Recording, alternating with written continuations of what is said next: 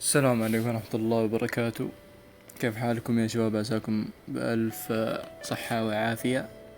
اليوم عندنا المقطع عن الجلitch الجديد اللي هو جلitch الحلويات أو الكيكات. فنفس الشرح أنا مسويه قبل في المقطع اللي قبل هذا، شرح كامل، والحين بسويها قدامكم.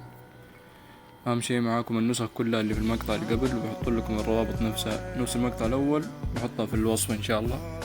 ندخل على جاريو، ندخل أول شي الفرص التلقائي عشان نفعل حق التاتش. هذه الإعدادات حقته 1105 300، تخلوها زي ما هي حسنا وبدء. بعدين نروح لجاريو،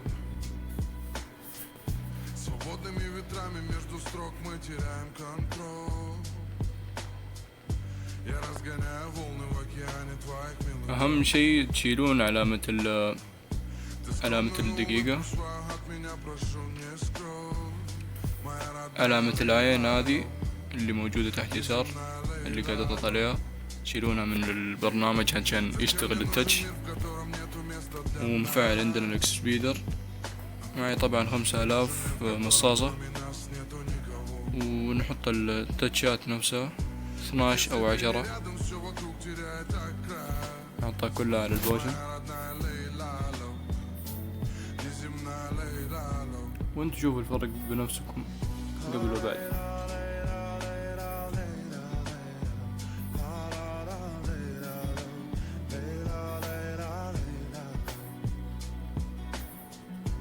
واهم شي نفعل الاكس سبيدر قبل لا نبدأ الجلitch. نشيل العين، تخلوه 2000 اهم شي اكس سبيدر، ونبدأ. تضغطون بدء، بيعلق عليكم زي كذا.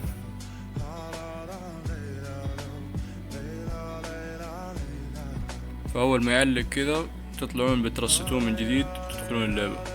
بس الحين ننتظر لين يوقف.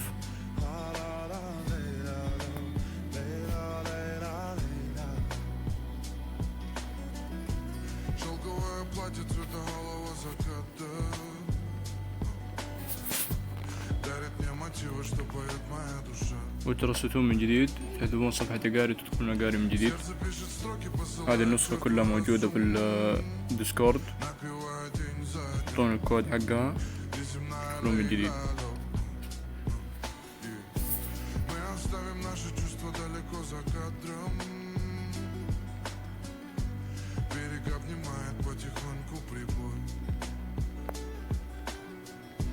والحين تبدأ تجي البوشنات مثل ما تشوفون، تحطون سكبات.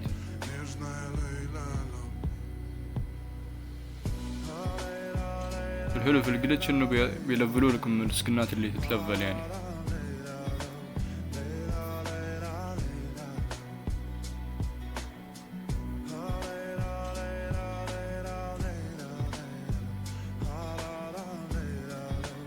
بس هو مشكلة الجلitch ذا انه يطول في البوشنات، بس عادي، خير واجد، البلاش كثر منه. وشكرا على مشاهدتكم للمقطع، اتمنى لو استفدتوا من اي شيء تحطون اللايك، سبسكرايب، والامور الزينة والحلوة. يعطيكم الف عافية.